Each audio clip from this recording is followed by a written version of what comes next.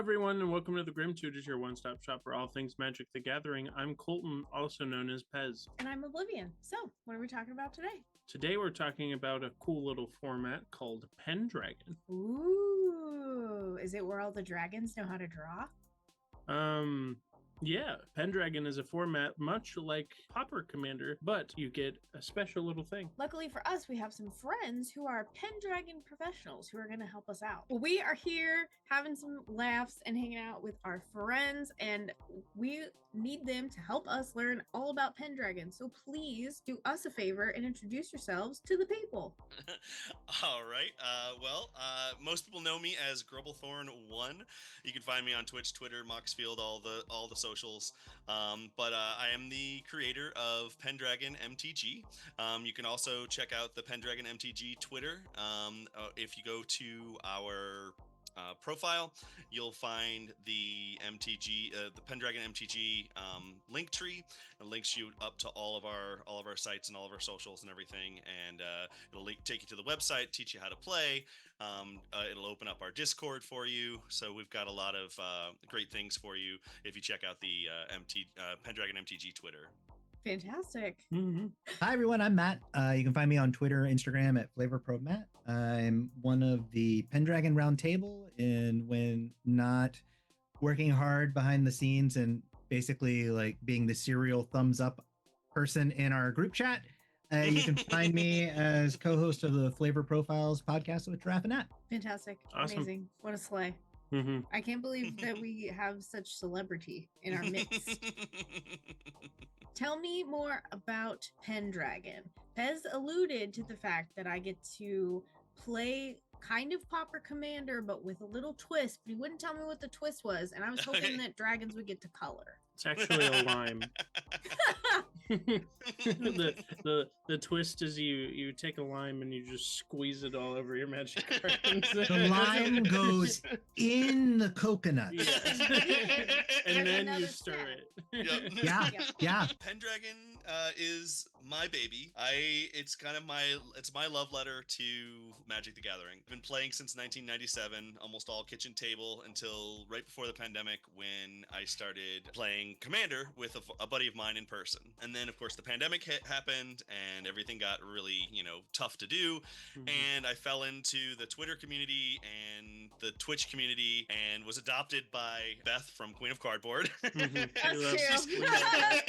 It really can be like that. Yep. It's kind of an amalgamation of different formats. Obviously it is a Commander format because you have your Commander, and then it plays by most of the same Commander rules as you play in traditional EDH. But I absolutely adore the backgrounds from Baldur's Gate. Mm-hmm. I am a deck tinkerer. Like, I like to just make my decks do all sorts of weird, wonky, Rube Goldbergian things. Mm-hmm. And so the idea of being able to build my own commander really appealed to me. So I could take this creature that has this ability, and then I can look at all of these backgrounds and figure out the cool background that gives that creature some other ability.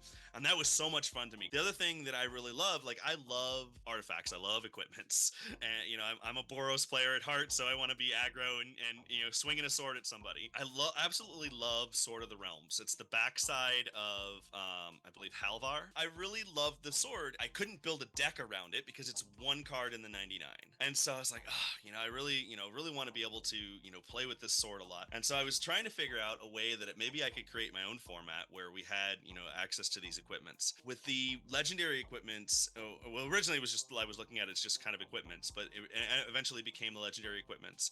I realized that there's a lot of broken stuff that can be done with access to all of the cards in EDH. Yeah. Right. So I was looking and I was like, what would be a way that I could bring the heat down, bring the temperature down on the format, And so I decided to start looking at the Pauper EDH. Even with the uncommon creatures, there's still a lot of heat you can bring with the legendary equipment. So I actually brought it down one more step to a common creature as your commander, which it worked really well because at that point I was like, if I'm bringing a sword and I've got this common creature, you know, it kind of reminds me of Uther and Arthur Pendragon, because he was a commoner who, you know, gets this sword and it makes him this legendary, you know, being and everything. So that's where the whole idea of Pendragon really came from. It's like you take this common creature that is like almost a nobody. Nobody really, you know, plays the game with these common creatures, and then you give them this legendary, you know, equipment, and you can make your own commander do something really interesting. The way I liken it is like for folks that love Pauper EDH, where you're playing with a uncommon commander. How freaked out would they be if suddenly legendary equipments were allowed in that format? Because most of the legendary probably a lot. Yeah.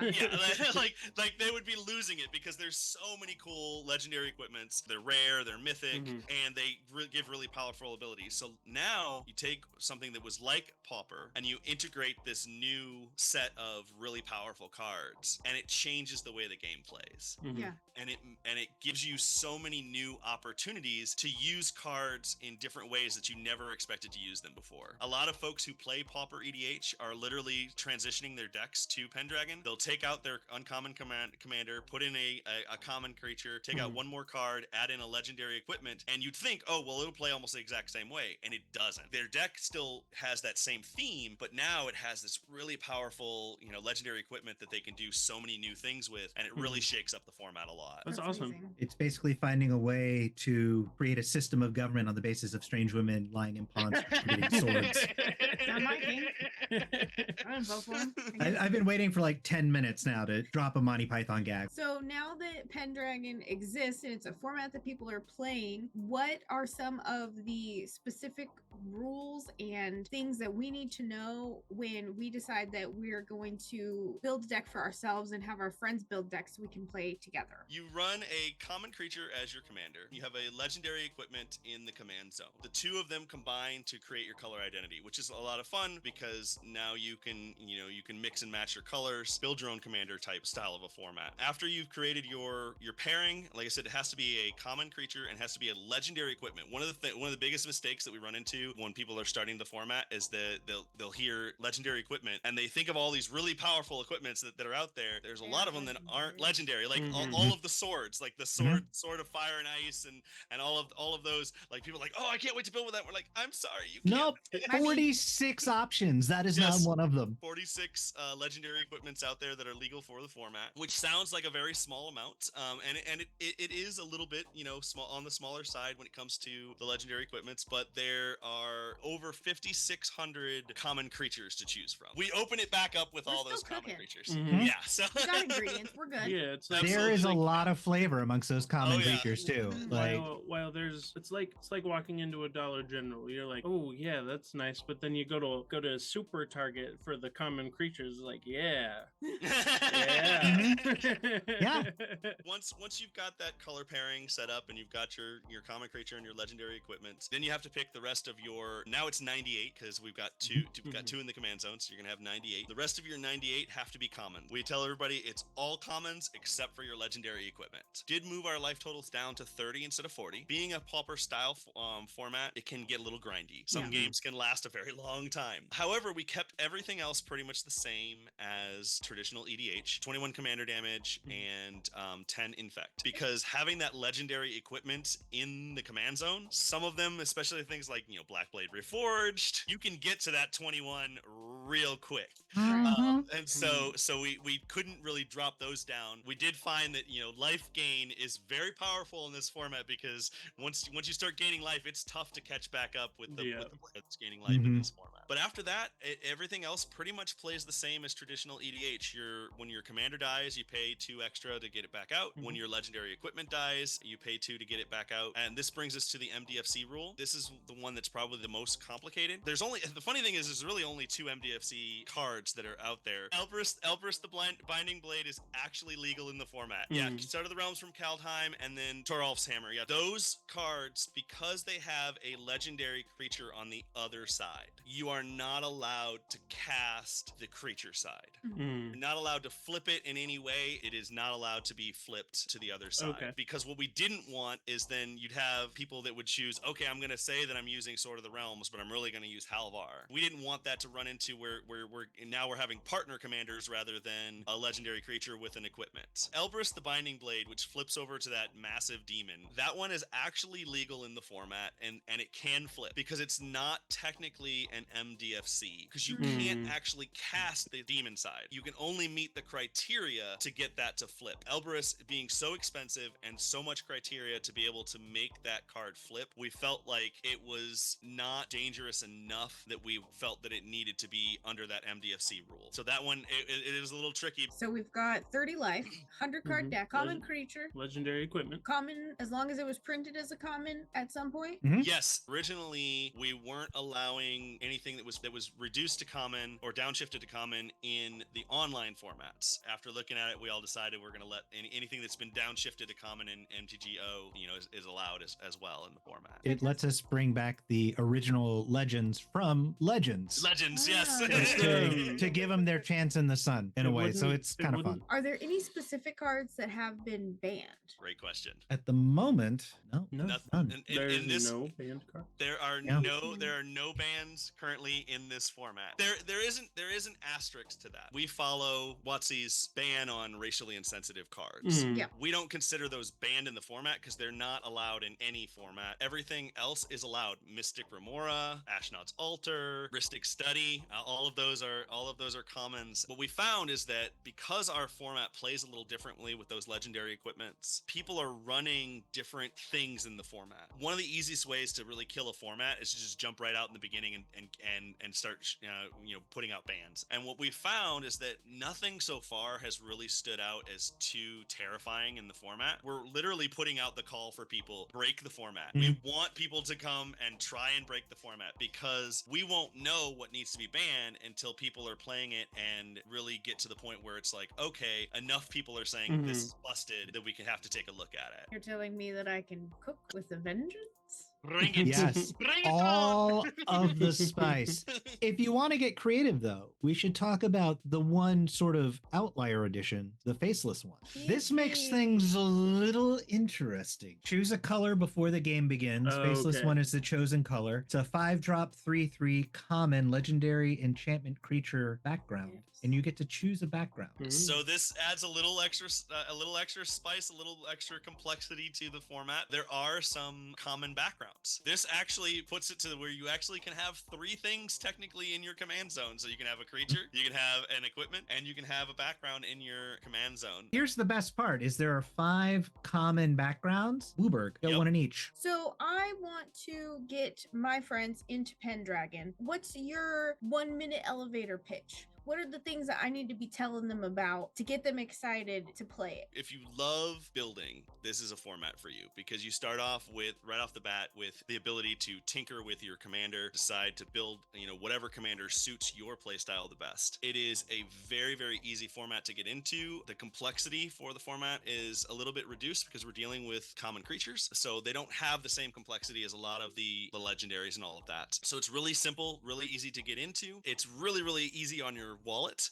Most of my decks are under $20. I've got one deck that's around $40, and I've seen people absolutely smash face with something that's like $5 or less.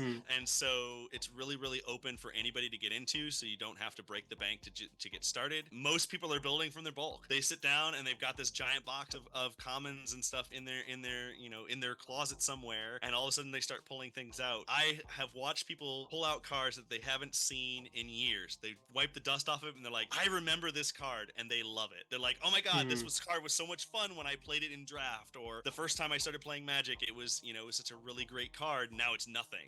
Nobody plays it anymore. And so they get excited about it all over again. So really, it's just a format it's great for creativity, but it's also great because it lends itself to every single play style. I've built a bunch of precons for people to play at the different events to showcase it, and every single deck I've built has a different play style to it. There's folks that can definitely go out and hit infinite mana and infinite creature size, so if you've got those big combos that you want to do, that you can do it. But if you want to play the silly goofy, Rube Goldberg, make the machine do 15 different things, you can absolutely do that too. The format itself is kind of it is the Amiibo changeling of the formats, because it really can be anything that you want it to be if you put the time into it. If you find the people who want to play the same play style that you play, it's absolutely open to that. It's like, it feels like the vibes of Kitchen Table with structure.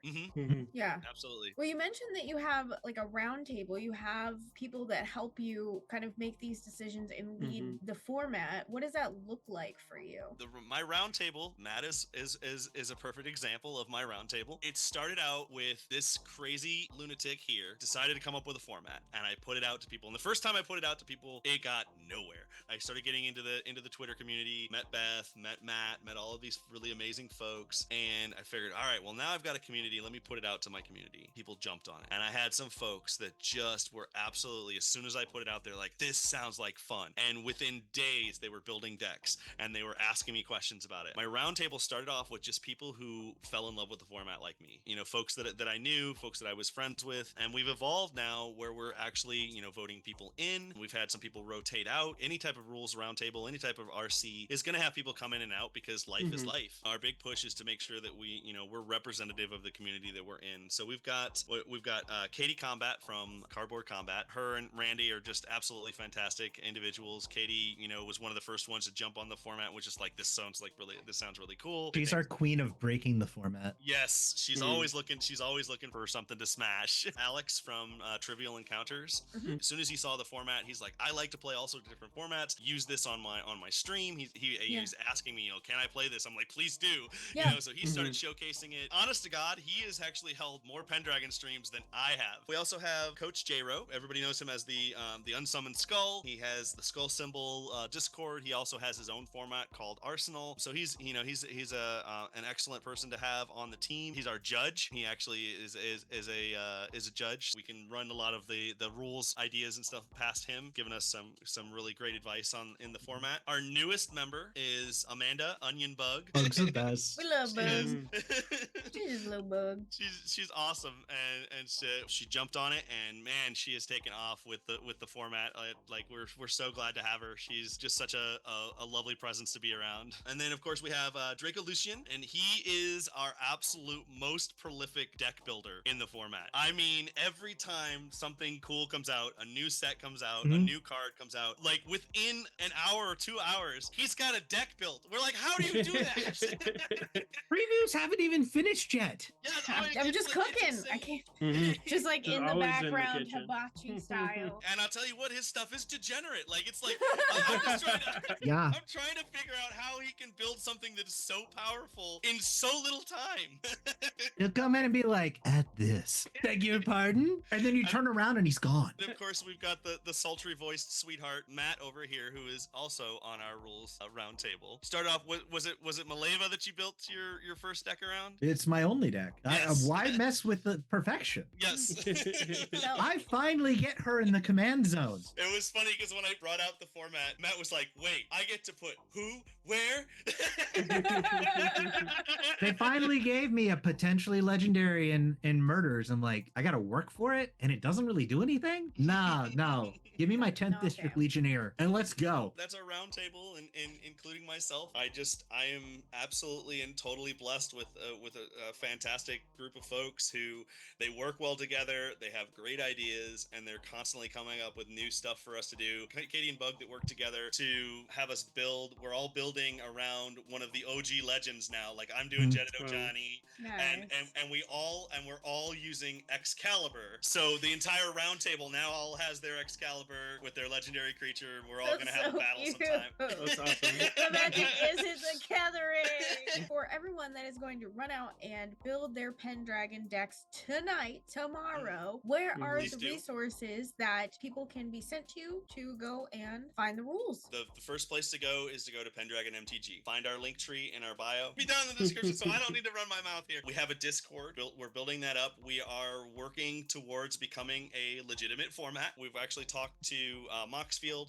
They haven't said no. They said we're happy to do it, but we've got to see that there's enough interest in the community for us to want to put it in, because there are some coding things that they'll have to do. They didn't give us a specific number, but they said as we build our Discord, keep them posted. They would be very happy once they see that enough interest in the format that they would go ahead and put us in. And once we're in Moxfield, awesome. Yeah. You can give your bulk a chance. Yes. Is there anything else that you would like the fine people to know before we play a game? Join the Discord, say hi when you get there. Katie Combat created a Moxfield compendium of decks, and so there's a great resource there, a specific section within the Discord that's all about builds, so you can see a bunch of people's builds, and it's separated by the build itself. My awesome team has been putting stuff together that I couldn't have done myself. So yeah, That's just wonderful. say hi, because we're a format of social people. We want to make more friends. We want to play more Pendragon. Because the magic is in the gathering. As Absolutely. my fortune cookie said yesterday, surround yourself with great friends. Yes. Mhm. That is a fortune I can live by.